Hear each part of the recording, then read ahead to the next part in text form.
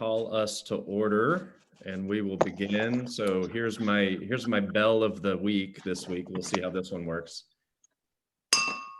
Oh, that's not too bad. All right. Good afternoon and welcome to the January 15th, 2021 meeting of the Rotary Club of Brentwood. So good to say 2021 and not 2020 anymore. I'm Keeley Hall and I'm honored to serve as your club president. Roger Greenup. I hope you are not surprised to hear your name, but I believe you have the invocation this morning, followed by Dick Bowers with the pledge and four-way test. Okay, can you hear me? Yes. Okay.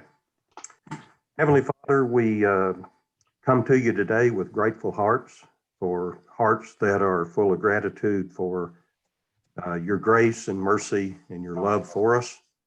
We're grateful for the many blessings you give to us, for the blessing of being a part of this club, and for the blessing of being able to serve others, for this wonderful community in which we live, and for our country that we call home. Father, we just ask that you would especially comfort and be close to the families of John Stokes and Roger Wheelwright, and we also pray for the health. I heard that. Other needs of our friends in Rotary and their families. And finally, Father, we pray for our country. We pray for healing. We pray for peace. We pray that for truth and honesty, and that our leaders will always look to you for guidance and direction in every decision that they make. These things we ask in Christ's name. Amen. Amen. And now Charles Bowers will lead us in the pledge and the four-way test. All right, join me in the pledge, please. I pledge allegiance to the flag of the United States of America and to the republic for which it stands, one nation under God, indivisible, with liberty and justice for all. And now, the four-way test of the things we think, say, and do. First, is it the truth? Second, Is it fair to all concerned? Third, will it build goodwill, better friendships? Fourth, will it be beneficial to all concerned? Right. And now, Club Secretary Jane Covington will take a look through the windows and introduce any visiting Rotarians. I believe we do have a couple of those. So Jane, are you prepared to take it away? I am prepared to take it away. We heard from Rosalie, who is a guest of Jack Massari today. So glad you're considering joining us, Rosalie. You'll like us, trust me. We're cool. Okay, good. This Sounds is the good. Cool Kids Club. And then I also I saw Stephanie Farmer joining us. I'm not sure. I did not get a heads up as to whose guest She's my guest. Jennifer Bourne, yay, awesome. Okay, so welcome, Stephanie. And then other than that, I see some phone numbers on here that I don't recognize. So if you are a guest and we don't know about you, please speak up. I apologize. This is Stephanie Farmer. Sorry, I'm on the phone and video because my voice is not working on my video. So. Gotcha. No worries. Thank you for being with us. We love to have guests. Thank you. I think that's it, Keeley. All right. If we missed you and you would like us to know that we are here, please send an email or send a chat message in and we will get you introduced if you would like to, or if you'd like to remain anonymous, that's okay too. Let's see, Happy Bucks. Let's take a few minutes to just go around the horn and kind of share if you are happy for any particular reason, or this is a good time to share some concerns that you might have as well with the club. I'll start. That okay? I'm happy particularly because this really only affects me, but it ultimately will affect the club also. I have chosen and spoken with, and Hunter McCarty has agreed to co-chair the golf tournament with me starting this year. Last year, last year proved to me that it takes more than one plus the committee to make this thing work effectively. And I know we'll be in a much better position this year with Hunter helping me take on some of the load that we did, because we're going to have a really good golf tournament this year, just like we did last year. So I'm very happy to have Hunter, welcome him aboard, and he'll be a big plus to our to that event and to what it means to our club. Thanks, Hunter. Thank you very much. I'm happy I got my first Pfizer shot on Sunday, and I've got an appointment to get my second one on the 31st. That's what happens when you're old in Davidson County. How about a statement of the obvious? We're all happy that the Preds won last night. Go Preds. Go Preds. Well, I've got good news. I had my son and his wife had the first grandbaby on December 28th, a baby girl. And so that was exciting, although the bad news was my daughter came home from California and brought the whole family COVID, so I couldn't see her. So Sunday was the first time I actually got to, well, I've seen her through a window, but Sunday was the first time I actually got to hold her. So I'm excited. So her name is Bennett Louise. Congratulations. Congratulations.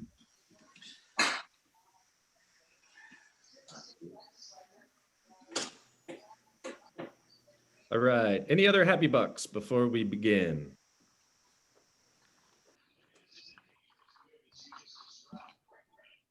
All right. A couple of announcements. I do want to remind everybody we are on Zoom definitely through the month of January.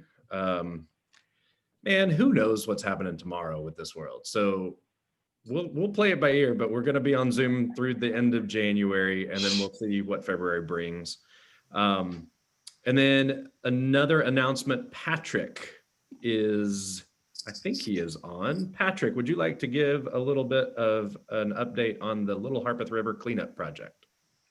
Yes, thank you, Keely. I appreciate that. The Little Harpeth is upon us. We're in the new year, and Saturday, January 30th, we'll at the Brentwood Library for the 16th cleanup that this club has led. It'll be different this year, obviously. We'll be outside, we'll be social distancing. So it'll have a different feel to it, but because it's outside and because we've had to unfortunately delay or cancel different things, we're hopeful that we can keep this together and have another successful cleanup. Had very good response so far from our scouts, who always kind of make up a big portion of our teams that go out and help clean up. Thank you to Sana, Betsy, Beth. I've had some good help just kind of pulling this together, given the way we've structured everything this year. So I could still use section leaders. That seems to always be the kind of cat herding process that occurs the morning of. So if you know you're going to be there and are comfortable leading a section, please let me know. We'd like to kind of have those folks lined up as early as possible. We've already had some folks do that, and thank you to those who've requested particular sections. We'll make sure you get those assignments. I could still use a couple of extra folks for registration. That morning, we'll be gathering right outside the rooms at the Brentwood Library. We won't be inside at all, but outside there, just to help with trying to influence as much social distancing as we can in a situation like that. And if anyone has kind of a extra supply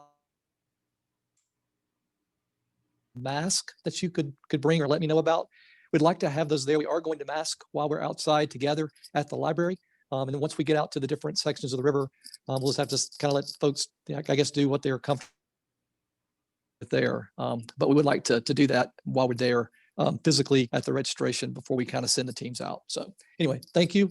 My contact information, Keely's done a great job communicating this along the way. So please reach out to me with any questions or concerns. Thank you.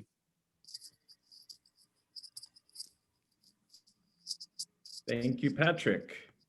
All right, with no Just like that, further- and just like that, Sherry Koss, you can take the mask off the list. Sherry Koss just once again came through for me. So thank you, Sherry. Sherry Koss is in the habit of coming through for a lot of us. So that's awesome. Thank you, Sherry. Indeed. All right, let's move forward. We are going to move forward with the program that we have for today. And let's see, Mr. Ray Little, are you? I know you're on. I just don't see you. So Ray, take it away. All right. All right, Linus. All right, hang on a second, Ray. I'm sorry, got distracted by something else. No problem. Those Blackhawks will do that to you. Yeah, there we go.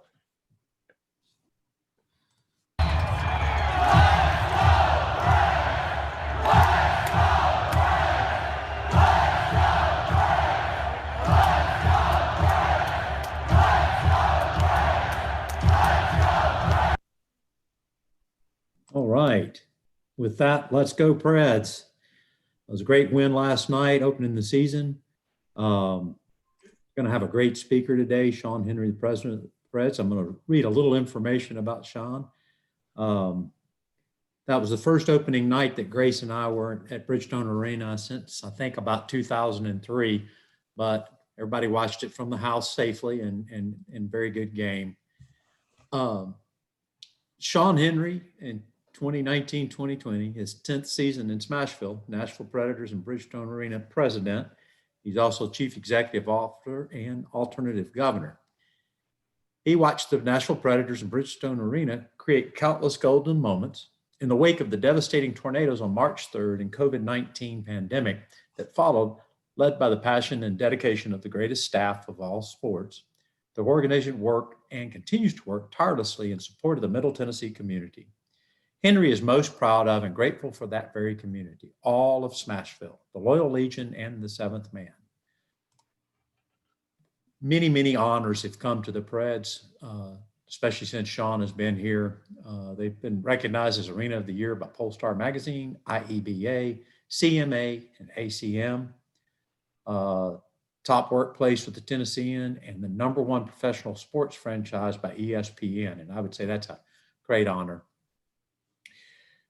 The fans are great, but the employees are wonderful there at the arena. And with the Predators organization, I can vouch for that, having been a longtime Loyal Legion member. And it is one of the best venues in all of sports, even if you're watching it on TV. Appreciated even the 3 stars last night where the players still came out onto the ice. Henry was born a Nashvilleian, although it took him 42 years to get here. Before leading his favorite staff in Smashville, he served for 11 years as executive vice president and COO of the Tampa Bay Lightning, 2 years as vice president of sales and marketing with Unity Motion, and 14 years with Volume Servicing, Inc., where he worked with the Detroit Pistons, St. Louis Rams, and the Washington Redskins. Though much of the time is spent among the Nashville Predators and Brentwood Arena towards its one goal, alongside their tireless and passionate Smashville employees, Henry is grateful for each day he has an opportunity to serve on the boards of the Nashville Predators Foundation, YWCA of Nashville and Middle Tennessee, Nashville Downtown Partnership, Nashville Sports Council, Nashville Chamber of Commerce, the Monroe Carroll Jr. Children's Hospital at Vanderbilt, the Sports Fund, and stay involved along with his wife in children's schools, sports teams, marching bands, and clubs. And I can tell you, as a longtime fan, I see Sean around the arena and a lot of times his family is with him, even when he's there at work during the games. So despite the numerous titles and accolades Henry has achieved in his professional career, his reigning Father of the Year award is the one that has no equal, and one that would not be possible without the support of his wife of 30 years, Tracy Manning, AKA the Suburban Diva, or his 4 children, Stephen, Matthew, Amy, and Jessica. How Henry managed to win Father of the Year despite his constant attempts to recreate National Lampoon's Vacation and repeated stories, all normally captured in the Diva's writings, is perhaps his greatest achievement. During quarantine, the Henry family ranked those vacations and selected Yellowstone National Park as the top destination. To memorialize their favorite trip after years of owning bears ranging from small to life size, they adopted a real live bear from the Wildlife Refuge Center in the park. And hopefully we'll learn how to tame Bruins in case we have to meet them in the Cup final or at some point in the playoffs. Welcome, Sean Henry. Let's go, Preds.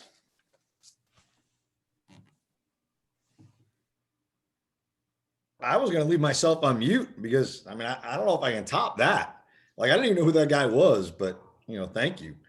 I got bad news, though. 2020 was not a great year on a lot of fronts. Our bear died. Huh. I got to update my resume or my bio or obituary, wherever you said. Or we got to send more money to Yellowstone because that was their suggestion, which I think we will do that. If you ever go out there, though, there is a bear and wolf rescue in West Yellowstone, which really is incredible. So, well, again, I just want to say thank you for letting me be on. I'm not sure if you want to do the video. I think you're keying up now or not. Yeah, it's ready to go, Sean, if you're ready. Yeah, if you want to send this, because this, I think, summarizes 2020 a little bit for what we tried to do. If it's the right video. If it's not, I'm blaming someone else. That first puck drop in October of 1998, there's always been something different about this team, this franchise, this fan base. They said hockey couldn't work and wouldn't work in a place like this. But we just love proving otherwise, don't we? We've come a long way together since the early days, transforming from an expansion club in one of those quote-unquote non-traditional markets to a model franchise and the envy of NHL cities. And there's no denying how we did so either, together with you leading the way. You embraced this team from the start, pushing us to victories with raucous support in the form of ear-splitting ovations, and then, in 2007, you said keep your damn hands off of our team. You brought this team its first playoff round victory in 2011, and you've stood with us no matter the result at the end of the night. Ask anyone in the hockey world their favorite spot, and the Music City is bound to be in the conversation. If 2016 NHL All-Star Weekend was our coming out party, the run to the Stanley Cup Final 1 year later established what we already knew. Nashville, Tennessee is a hockey town, and it's all because of you. You've been there through it all, and now, in a year none of us saw coming, you're willing us forward again. The past 10 months haven't been easy on any of us, and the challenges presented by Mother Nature, a pandemic, and civil unrest have tested our resolve. But even through the darkest days, you've kept our franchise going, just as you always have. Our team and our city have triumphed before, and we will do it again, together. We do know that day will come, and when it does, you'll be there to give us life anew, just as you always have. We're nothing without you. So, as we enter this holiday season that will look a bit different than it ever has before, don't forget about the days of old, and dream about the nights that will soon be overtaken by the goals, the saves, the chants, and the victories. Happy holidays, Preds fans. May we always cheer for Smashville. So obviously that was the video we did for our Christmas card, our electronic Christmas card. And, we did it probably mid-November or so. And of course, if we did it a little bit later, it would have also included the awful Christmas morning bombing that we all woke up to. But for us as a franchise, we're really proud of certain accolades. And our goal is very simple: to be the #1 venue in the world built around a Stanley Cup championship team. Each year we fall short of that. Just means we have to redo what we're doing and work a little bit harder. But every single person in our organization buys in on that. We call it the one goal mentality. We have one goal as a franchise, and that's just to be better than everyone else. And I think it's probably the same exact goal that you all have for your own businesses or your own walk of life. And we realize how unrealistic that goal is. I mean, it just is. We're not going to win the Stanley Cup every year. The record is 5 straight. I'd be really happy if we won 5 straight. But the real meaning behind that goal is to put ourselves in the position to compete for the cup and put ourselves in the position to be considered the best venue in the world. And, when you put aggressive goals out there and then build a lot of small goals to get you close to that, you're going to find yourself in a really incredible place. And I think we have as a franchise where that changed for us. First 10 years of the organization, we struggled a little bit like a lot of former expansion teams used to do. We changed that model from the league standpoint, but the way it used to be designed, you come in any league as an expansion team, and you're going to be god awful for first 4, 5, 6, 7, 8 years. You're going to get beat up on. The Red Wings are going to come in and treat you like, a little sibling. Then the Blackhawks take that mantle and they just, beat you down. And I'm so glad we changed how the format works for future expansion teams. But with that, a lot of times you end up having financial strife after those bad years. And it's happening in every expansion market that there's ever been in any sport, with the exception of the San Jose Sharks. They just defied it. I'm not really sure how or why, but they did. But we were no different. And then, the team was put up for sale and really 05, and it took to 07 to sell it. And then the team almost left. And then fortunately, a bunch of day one season ticket holders bought the team. That's our current ownership group. That is the day everything changed for us. That is the day when Tom Seeger and Herb Fritch and the Thompsons and Joel Dauberpool said, we're not moving this team. We're not playing second fiddle to anybody. We can be as good and as any team in the league. We're going to remove the word no from our vocabulary. And first and foremost, our fans and the city and our partners are going to come first, not second. Our fans will never have to hear an excuse again. Our partners will never have to hear we're just a small market team. We're not going to negotiate a TV deal and saying, golly, I hope you carry some of our games on TV. It's going to be, this is what we're doing. This is how we're doing it. And we're going to chase excellence. And it's been fun to be a part of that. I was very fortunate to be part of a great organization. When I was with Tampa Bay Lightning, we also owned the Detroit Pistons, the Lightning, a couple of minor league baseball teams, 4 or 5 other teams in other leagues, a bunch of amphitheaters. And I really did work for the greatest owner in sports. Bill Davidson bought the Pistons in 1972. I went there a week after I graduated college in 1990. And his goal is pretty simple: to be better at what the Pistons did than anyone that's ever run a sports team or an arena. And all we did was win back-to-back championships. If you're a basketball fan, you hated the bad boys, but I loved them, even though I grew up a Knicks fan. But he changed the way sports could be run. He made a business out of it with the sole purpose of doing something really good in the community when you have success on the court or the ice. We bought the Lightning in 1999.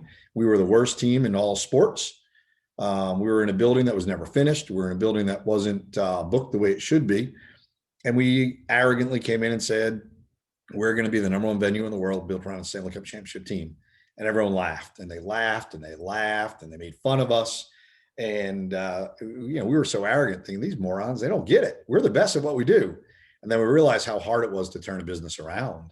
But we did. We were very fortunate. We took the worst team in sports mantle from the Buccaneers, and then the Rays took it from us. So it was a loser sports city. Tampa really was. And then in 2003, the Buccaneers won the Super Bowl. They had new ownership. And a year later, we won the Stanley Cup, and we were the busiest building in the country. And for the next 10 years, we were one of the busiest buildings in the country. And we did it by putting our fans first. Unfortunately, Mr. Davidson died. By the way, the same year, we won the championship in June 7th, 2004. A week later, we won the NBA championship. 2 months later, we won the WNBA championship and the Arena Football Championship, and we won the Single A World Series. He's the first man in sports history to win 2 championships in the major leagues, let alone 4 in a few months. So he really was special. And I bring that story up for one reason. He's the one that ingrained in me and really the sports industry that if you put your community and the fans first, incredible things can happen after that. And I don't think it's any accident that we modeled that here in Nashville for this franchise. We took this passionate city that loves live events more than any city in the country, I think, and really just uncuffed our fans. We let the passion of our fans come through every single game. The term non-traditional market, I love that moniker. I know when the team first came about, Craig Leopold, who now owns the Minnesota Wild, who used to own us, he fought against that. He hated the term. He thought it was insulting. And I said, well, have you ever been to a game in Boston or Toronto or Philadelphia or Detroit? I don't want to be a traditional team because they are boring ass games. These are the worst experience. Fortunately, you have a great game of hockey being played out in front of you, because beyond that, it is a boring experience. You come to our games, if you've never seen a hockey game before, you walk away laughing and having fun, even if you didn't know what the score was. Then you add in the sheer knowledge and passion our fans have for our game and the team, and it really is the best experience in sports. So all that though boils together in one thing. None of it means anything except you grow a slightly better business. You can keep the players that you drafted and trained. You can be a salary cap team. You can compete at the highest levels and chase the ultimate dream, and that's winning the cup and creating a great experience. But none of it means anything if we're not living in the center of the community, if we don't become the soul of the community. And I think in 2020, without any games, if you will, or most of the important part of the season without games, I think we put that on center stage. You know, the community is first, and that's why we're a strong franchise. I'd argue we're one of the strongest franchises in the country because of what we created with and through our fans and the relationship we have, the bonds we have with our fans and our partners. It's amazing. We've probably had 65 other sports teams come through our doors in the past 3 or 4 years to study what we do, how we do it, and why we do it. The why always makes me laugh. I get the how you do it, or where or when. The why always makes me laugh, because if you're asking why you're building a good relationship with the people that give you money, you probably have other problems, and you should just go down Broadway and have a good time and wake up the next morning hurting. But it is humbling when the New York Yankees, the New York Giants, by the grace of God, I'm a Yankee fan, by the way, but when the Yankees and the Cowboys and the Packers come to your door to say, we want to learn from you guys, it's a pretty neat thing. But what we always talk about is community. And over the past 11 months, I've heard from every team in sports, with the exception of 2, that have said, I don't know what you do or how you do it, but what you've done through COVID is nothing short of remarkable. And we don't think it is, because all we've done is further connect with our fans to try to push the community through the worst of times. And we all remember what it was like waking up on that March morning after the tornadoes. You didn't know what to do. You didn't know how to help. And that's what makes Nashville so special, or Tennessee so special. I didn't understand what the volunteer state meant until I got here. And I got here right in the wake of the floods. And there was no visiting army of people from other states or other cities.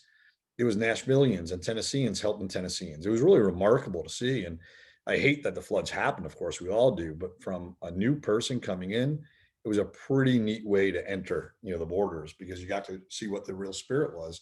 And that's what we got to see again in 2020. So, we fought through the tornadoes and tried to help people. And obviously the pandemic came and we took a pause. Remember the pause? It was going to be a couple, 2-3 days where we close a couple of bars, maybe we don't have a game, or the SEC shuts down.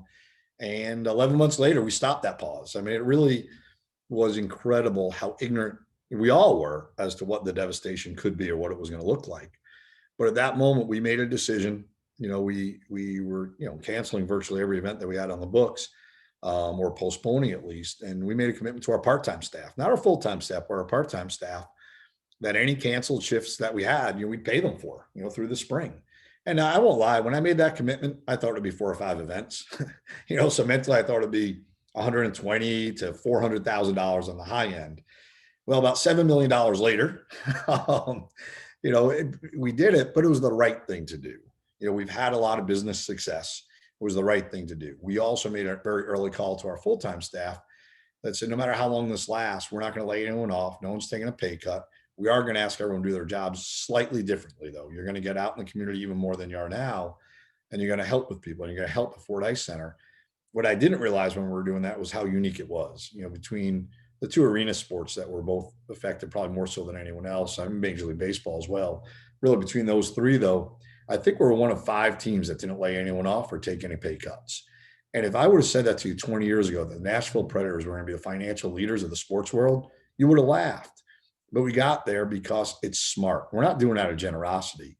We're taking care of our people because it's the smart thing to do. It's the right thing to do. And, I think we built better bonds with our season ticket citizens, with our partners, and with the community. And, we said we we're going to come out of pandemic stronger than we went into it. Again, not realizing how much time we'd have to put into that. But that's where we're sitting right now. And I think that video brings it to life in the best possible way. Our highest of highs were 2017 when we made the Stanley Cup. It was fun. We should have won. We didn't, but it was incredible. And our fans were put on a national stage. We reinvented how the Stanley Cup was celebrated. We took it to the streets. We literally had 100,000 people in the streets watching hockey. We've never seen that before. We had the highest rated TV Stanley Cup in the history of the game, from little old Nashville and Pittsburgh. And Pittsburgh was in there fourth Stanley Cup in 3 or 5 or whatever it was, 6 years. They were tired of it, right? And we're a really small TV market, yet somehow people were so drawn to it because of who we are and what we are as a city. So that was our high. But I think when we look back on years from now, 2020 will represent a better year showcasing how special our fans are, because it enabled us to give away a few $1 million to those that are hurting the most. We normally do about 10,000 hours a year in community service through our employees. We're at about 30,000 hours a year this year. Again, we paid everyone to go out and make a difference in the community. And it just shows how smart it is. And we did it because it was the right reason. We did it because we could, because we built a good business. But we also did it because it was the smart thing. And I remember talking to one of my counterparts at another NHL team that was cutting his staff and was trying to get me to, because it would make him look better. I said, we're not doing it, not because we're good people. I mean, maybe we are, maybe we're not. I mean, I started this off saying I killed a bear. So how good of a guy could I be? But it was the smart thing to do. You know, doing the right thing more often than not is the smart business decision to do. And that's what we did. And that's why we did it. Ironically, I think there was only 2 NHL teams that didn't cut their staff. And a few years ago, if I would have said it was these 2 teams, you would have said there's no way in the world. And it was the Nashville Predators and the Florida Panthers. And it was, 2 teams that for the most part have always strived to do things the right way. And that's not knocking anyone else. Everyone makes their own decisions. You look at businesses throughout our community, everyone's hurting in a different way. We're all impacted. I don't care what your business is, unless you sell liquor or PPEs, it was a devastating, and maybe real estate, it was a devastating financial year for everybody. Did an interview the other day and they said, how are you going to make up all your losses? I said, well, we won't. I mean, it's just that simple. Like, it's not, you don't go back and start refilling the $100 million of revenue we lost. It's gone. But we need to continue to push forward and take a 20-year look at our P&L and not a 24-hour look or a 30-day look or a 365-day look. And fortunately, our owners, who are just wonderful guys and ladies, have allowed us to build a business that can support it. So that's where we're sitting right now. And normally I talk a little differently about where we've been and where we're going, but I think our story right now is really about 2020 and somehow how we push through it. And most importantly, we're back on the ice. And we're taking a black eye or two for not bringing fans back in the building when we could. And, maybe it's earned, maybe it's not earned, I'm not sure. But we're never going to do anything to this community that hurts or impedes the community's ability to heal and move forward. I know our games help heal. I know our games bring people together. I know the economic, boom around our games is incredible. And we drive $600 million of economic development around our building each and every year. But even though we could have 10 to 15% of our fans in the building right now, we thought it was a little bit more responsible to start out with just a few hundred people in the building, from our players' families, if you will, and some of our owners and heroes. We honored, the police officers that saved so many people on Christmas morning yesterday. We're going to do something different tomorrow. We thought it was better to do that and not put a little bit extra burden on the Board of Health or the hospital system, for right now. But we're going to start adding a little bit, starting with probably our 5th home game of the year. And then ideally we're adding, 2, 3, 4, 500 people every game to a cap of about 3,000 only. That puts us at about 25% of our crowd. I know the straight math allows us to do a little bit more than that, but the way the configuration of the seating bowl is, it'll be about 3,500 people.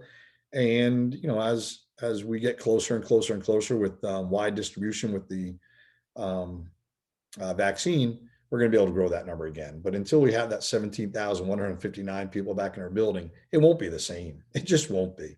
We are known for playing hockey loud, playing hockey passionately, and where our team needs our fans the most, they're there for them. And it was almost eerie being there yesterday with, I think it was 182 people in the building, 80 of which were police officers and their families.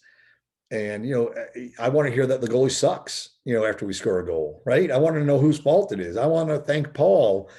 And it's funny, like everyone was doing it on their own, but very, subdued, like, thanks, Paul. Or normally you scream it, right? And you see a 6-year-old pointing out the opposing goalie, telling him he sucks and it's his fault. You saw people do it very timidly with the first goal, a little bit more loudly in the second goal. And then the third goal in the empty net, ironically, the goalie took the most abuse. He wasn't even in there, the poor guy. But we do miss having our fans. But I think we have an opportunity to tell a story a little differently to a broadcast audience, being all of our broadcasts will be from home. So all 7 broadcasters will be in our building for every game as opposed to traveling. So we'll be able to tell stories somewhat differently. But we're really proud of what we created through the worst of times. And somebody said to me yesterday, my gosh, it must be so hard on you to plan for all the possibilities of what happened. I said, well, if you want to talk about hard in 2020, let's not focus on the guy that cooks hot dogs for a living. Okay. I mean, we do is important. We bring communities together. We can uplift them. We can megaphone important things while enjoying the best game in all sports. But hard is losing your job. Hard is, having your business destroyed by a tornado, losing your job, suffering through the pandemic, and then having your loft bombed on Christmas morning. And there are 5 individuals, I don't know if you know the story or not, that lost their home and jobs from the tornado, got a job a few days later in the hospitality industry, lost it to the pandemic, and then lost their home with the bombing of Christmas morning. I had a chance by circumstance to talk to one of the guys who ended up coming to our house that night for Christmas dinner. And you talk about devastation. I don't know how you wake up the next morning, right? I really don't, with a decent attitude, but that's Nashville. And what he explained to me was, I know everything's going to be all right because we're in a special place. I get chills when I say it. I grew up in New York. I'm like the original ugly New Yorker. I care about people when it's convenient for me. I really don't, but that's how you're wired. And here it's so different. People truly feel that caring spirit that we have as a community. And for me, it's pretty humbling to be able to tap into that. So with all that wishy-washy garbage, I'd love to be able to talk about last night's game and the upcoming season, because it is a very exciting roster we have. It's last year we had the best team we've ever had assembled on paper. There's no doubt about it. I mean, we were loaded, we were layered, we were strong down the middle with the strong defense, great goaltending, and it just didn't work out that way. And it always makes me laugh. You get good surprises and bad surprises in sports. The team that you're not that excited about does really well. The team you're so confident about doesn't finish the way you expect it to. And that was last year for us. So, we really changed quite a bit of our team this past year. Almost 50% of the roster is new, but we kept our talent positions. Our strength is with our best players. If your best players are your best players, we're going to be fine. We're going to be more than fine this year. And that really is, your top 4 offensive players and, our 6 defensemen, our 2 goalies. And I think we got a little taste of that last night. The Joe line with Johansson, Forsberg, and Arvidsson, they drive the team on every reason, not just scoring, just the way they approach it. If Matthew Shane becomes the center or reemerges as a center that we signed, life's going to be pretty good. And then you take some of the energy guys that we paired with him this year, bring back Granlund and Halla, we're going to be good. But our defense, as good as it was last year, we shored that up by getting a 3rd defensive pair this year that could play some meaningful minutes on a penalty kill, which allow the other 4 guys to distribute the minutes a little bit better. And the end result's going to be incredible. And every year it's important to have 2 good goalies. This year even more so, because they're going to play so many back-to-back games, a lot of 3 games in 4 days, 4 games in 6 days, where you're going to have depth. And I'm just so excited about this year. And I realize that national media is not, and the local media is not, and that makes me happy. Because when we won the Cup in 2004, we were picked by ESPN Magazine to finish 30 out of 30 teams that year. When the playoffs started, we won the Eastern Conference. We were a pretty good team. When the Eastern Conference started, we were picked to get swept in the 1st round, 2nd round, and 3rd round, and we ended up winning the Cup. So I like when the media picks against us. I really, really do. The past 3 years that we're picked to be Stanley Cup champions, we were not Stanley Cup champions. In 2017, we were picked by most people to miss the playoffs, and we went to the Stanley Cup. So I get excited when people pick us to go far, because then I brag about it to sell tickets. And when they don't pick us to go far, I remind people of 2017 and 2004. But I am really excited about this team. And if you're not, you will be. It's going to be a fun team to play or watch play. It's going to be a hard team to play against. And that's what we wanted to be. We have skilled positions. We have more 30-goal scorers than any team in the league. I mean, no one thinks about that, but we do. We have the best defensive core in the league. And our head coach had his first full training camp, really worked with the guys. So it really has all the makings to make this a really fun year. And part of that is expectations aren't as high by a lot of people. And that makes it a little bit more special. Now, for me, just so you know, my expectations are to be the #1 venue in the world with a Stanley Cup championship team. So anything short of that, and I am just a miserable, miserable human to be around for the month of whatever we get eliminated from the playoffs. We get eliminated in April. I lose April and May as a contributing member of society. We get eliminated in June and July. I'm just an awful person to be around. So I'd rather have my July miserable though than my April. So, but if you guys have any questions about the Preds or what we do or we don't do, love to answer them. Well, first of all, I look forward to you not being a miserable person in any month for the next, let's say like 20, 30 months, something like that. You and my kids too. It's funny, at the end of the game last night, we won, obviously. My kids came home with me. When we lose, they go home with my wife. No one is around me after a loss. So I can identify with that. We do have a few questions. First question, Hunter McCarty asks, and it has a follow-up a little bit later on, so we'll get to that after your answer. But the first question is, there was a catfish thrown on the ice last night, and today we heard that that person was escorted from Bridgestone Arena. What is the policy on this, and is it a Bridgestone policy or a Predators policy? well, Bridgestone Arena and the Predators are one. There's no separation. It's we the Predators control Bridgestone Arena, so we're one staff. So there's no different policies. It's an NHL policy though, not to throw things on the ice. Now I say that somewhat tongue in cheek because throwing catfish on the ice is normally fun, right? Normally a lot of fun. And, we have to tamp it down. We have to pretend not to like it, because you're not supposed to do it. When I hate when a catfish is thrown is when it's thrown when the other team commits an icing, because when the other team commits an icing, they're forced to play tired. They have to stay on the ice. And I remember when we played Pittsburgh in the Stanley Cup, someone threw a catfish on the ice in Pittsburgh, not the guy that almost got arrested, by the way, someone else. I promise you, to the day I die, I will tell you that was a Pittsburgh Penguin fan doing it so they could get the rest they needed. They won the face-off, cleared the zone, had a shift change, came down and scored, and we lost the game. So, I mean, I really do believe it. And, when a catfish is thrown appropriately, it's a good time. Last night, we had friends and family in the building, wholly and solely. Not for this to be broadcast or shared with 104.5, who for some reason telling everyone I'm an asshole today.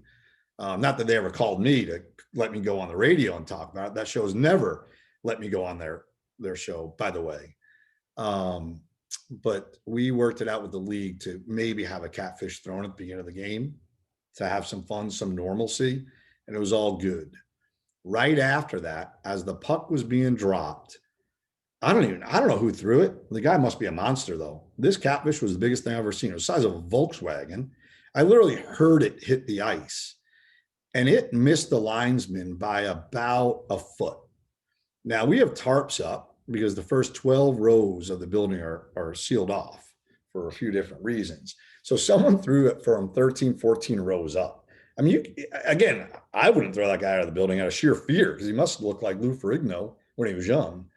But when our guys went over to talk to him about it, he was a guest of a radio station. And he was very nice about it. And he said, I'll just leave the building. So the story that's being told today is a little bit different. His wife and his two friends stayed the rest of the game. So it wasn't exactly the antagonistic display that I haven't heard it yet, but I've been on Zooms all day. So the policy is nothing gets thrown on the ice, period. But we normally just relocate someone if they realize the error in their ways. And this was a fine gentleman, I'm sure. Linus later says, at least the catfish was masked and socially distant. So he was definitely socially distant with that long throw. Well, yeah, but when he hit the ice, he was not socially distanced because it literally, I was like, oh my gosh. So. Fair enough. Okay, Jason Hulse asks, what will you be doing to decrease the gap in total league revenue this year versus last? Heard about $1 billion loss.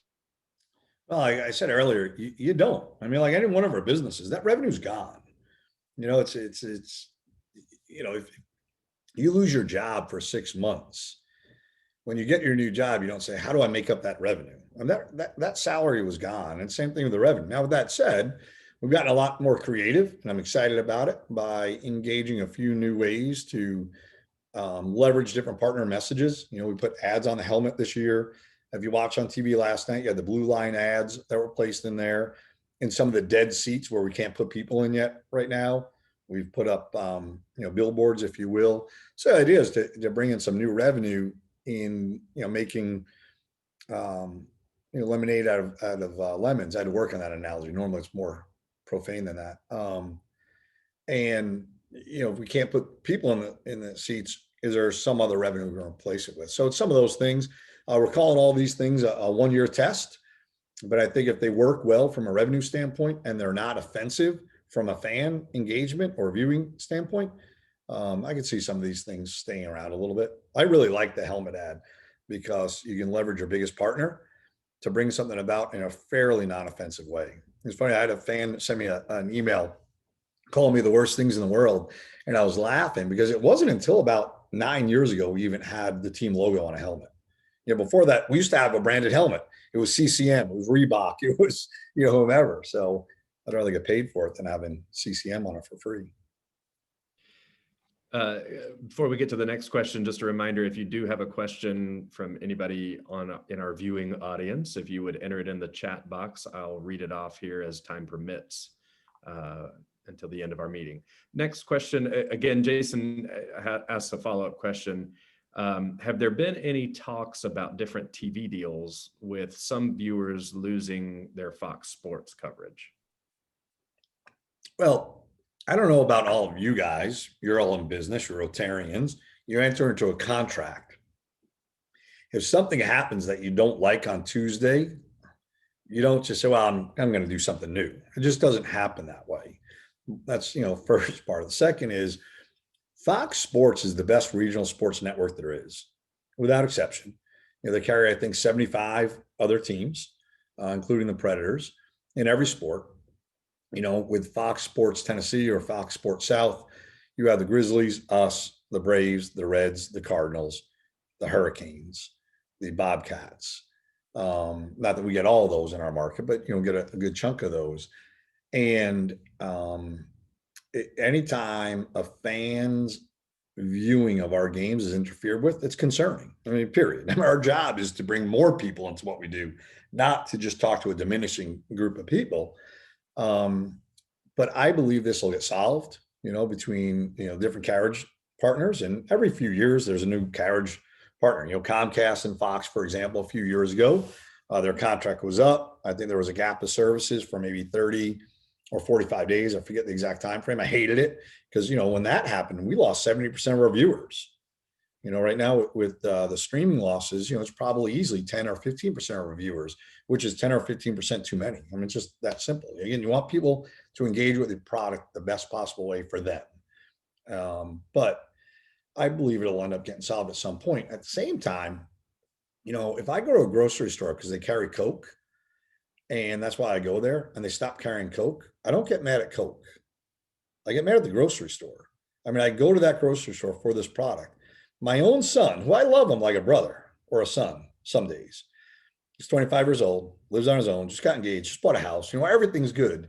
He was ripping me up and down last week because he bought YouTube TV and he can't watch the Preds games. I said, hang on a minute, you're mad at me? He said, yeah. I said, you literally went to a store that doesn't carry the product that you want to watch, but you still went there and you're mad at me. He said, yeah, what are you, stupid? Why don't you sell to us directly? I said, well, because we can't, number one. Number two, why don't you subscribe to a service that does carry what you want? Why don't you go to the grocery store that does sell Coke? You go to Taco Bell, they don't have a Big Mac. Don't get mad at McDonald's and Big Mac. Get mad at Taco Bell or your own decision. Now, that sounds flippant. I don't mean it that way. But the reason I say it that way is to drive passions. Don't call the Preds. Maybe call Fox. But really, call Hulu, call YouTube TV, call the carrier that you switched to that had the Preds on there or the Grizzlies on there or the Braves on there that chose not to have them today. Now, I know that it's a two-way business deal, but you bought from them and they don't have it anymore. And I hate that anyone's missing our games. I also think it's going to get fixed with maybe a few more days, maybe weeks of pain. And that bothers me to the very end. There's somewhat limited on what we can or can't do. It is not as simple as, Pred, you dummy, why don't you just sell to me directly? Well, because we can't. It's just that simple. And I'm really proud of our partnership with Comcast and with Fox because they do air 100% of our games. They do all of our sandwich programming. They bring it to life. And do you think Fox doesn't want to sell to Hulu or YouTube TV? This is a decision by Hulu TV and YouTube to raise your rates, I think twice in the past year anyway, and have dropped programming. So it sounds like I'm against them. You're correct, by the way, because they made this decision. The Preds didn't and Fox didn't. But again, I think that'll get solved pretty soon. So Jason, do you subscribe to Hulu or YouTube? I have YouTube. And have you called them yet, or are you just mad at the Preds? I wasn't mad at anybody yet. But Not yet. Well, it was just a but, question, yeah. but you Yeah. want to watch the Preds, correct? Yes. Yeah.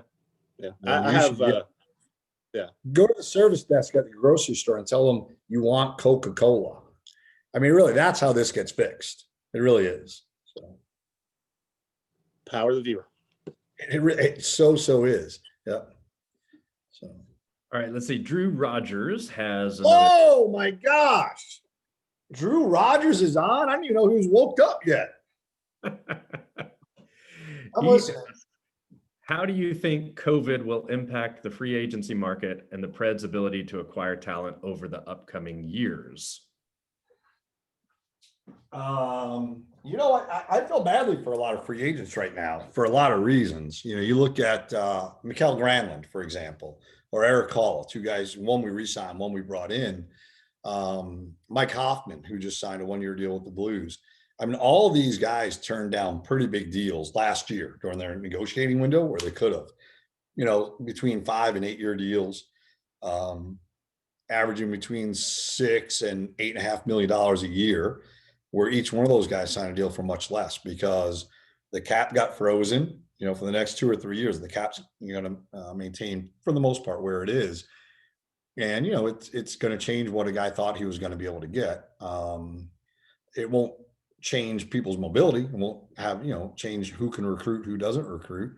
But that's why I like our contract review status. We try to layer our contracts in, you know, where we don't have any large contracts coming up at the same time. So you can continue to build and stack on top of each other. But there's no doubt there are a lot of players that thought they'd receive a different type of contract this year. But at the same time, I was talking to one of our guys that took a one-year deal, and he was so fast to say, but I'm not complaining, because you look at what other people are suffering through. The difference is I took a one-year deal at $3.5 million instead of a 5-year deal at $6 million. Huge difference. He said, but I'm still making $3 million and I'm doing what I love. Far too many of us right now can't do what we love. And that's really tough. And that's where the focus should be. But Drew Rogers, look at this toaster I have. If you guys that's a special gift. If you open up the right account at First Tennessee, they still give you a toaster. So thank you, Drew. It's First Horizon, Sean. Thank you.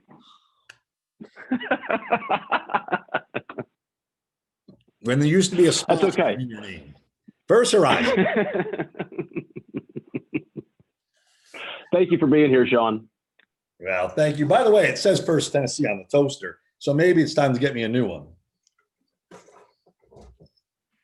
All right. As a fellow banker, I have to break in here and say there's a lot of things that are outdated about that whole relationship, y'all. I'm just kidding. I'm kidding. It's great. I don't think we have any other questions. And so this brings us to the end of our meeting, but definitely, Sean, thank you so much for joining us. You have a couple of minutes if you want to just give us a parting shot of what you're most excited for what's ahead this year. You've already let us in on a lot of what you're excited about, but one more minute. What do you want to leave us with? I think what I'm most excited about, I'm sure it's the same for all of you, is I don't care how well you got through the pandemic or going through it right now. You maintained your health, maintained your job.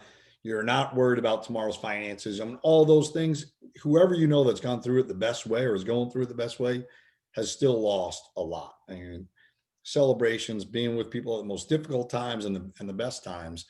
And, it's just awful. So what I'm most excited about is for all of us to continue to take some steps forward, virtually every day. And I hate saying the new normal or getting back to normal, or I just hate all those terms like you all do too. I'm tired of negative adjectives on 2020, but I am excited about kind of getting back to some of the things that we all enjoyed. And I think we're all going to enjoy them a little bit more than we used to. Small things that used to complain about, like, oh, I have to go to some kid's birthday party, or confirmation or graduation that's not your own.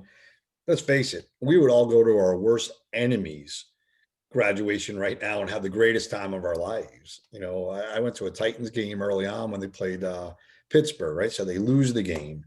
It should have been awful. I left there. It was the most fun I've had at a sporting event in literally years, because I forgot how special it was just to sit with your family in front of something you enjoy watching. And that's what I look forward to. I look forward to all of us doing what we enjoyed before, but enjoying it probably a lot more so, just randomly popping into a restaurant and then calling a couple of friends, say, come meet us. I was with a family a couple of weeks ago, and I said, man, call Drew Rogers up, get him over here. And his cousin said, no, he's quarantining, they can't come. Impromptu gatherings, for us anyway, are the most fun things that we do. And, that's where we're suffering the most, which makes us a pretty lucky, family going through where we are right now. But again, each one of us has lost something that we really enjoy doing. And then others have lost much, much, much harder things. So the faster we all get back, the faster we all enjoy what we're doing, the ripple effect will correct a lot of the other ills outside of the health issues, of course, which we can't take on. But I don't want to say get back to normalcy, but get back to what we used to love and enjoy it a little bit more. Excellent reminder, excellent encouragement. Matching the excellence that you run this organization with and the excellence that we're going to see on the ice this year. We appreciate it, Sean, very, very much. Thank you all. I have to go make a club sandwich with my fresh toast. Absolutely. Go for it. See you guys. Thank you all so much. I appreciate it. And Ray, look forward to seeing you in the building really soon. Appreciate you. Thanks, Sean. For those club members who are staying on, just a couple of announcements before we leave. Please do remember many of our members and their loved ones. We do have our prayer list on reflections, but just to name a few, do keep Irene Wheelwright, Virginia Stokes, Bob Bellenfant, Kay McCarthy. Mary Dickerson is recovering from a knee procedure this week. Jonathan Merck lost his mother-in-law on Wednesday. Robert and Dottie Fiddler. I know I'm missing some others, but please keep all those folks in your thoughts and prayers this week.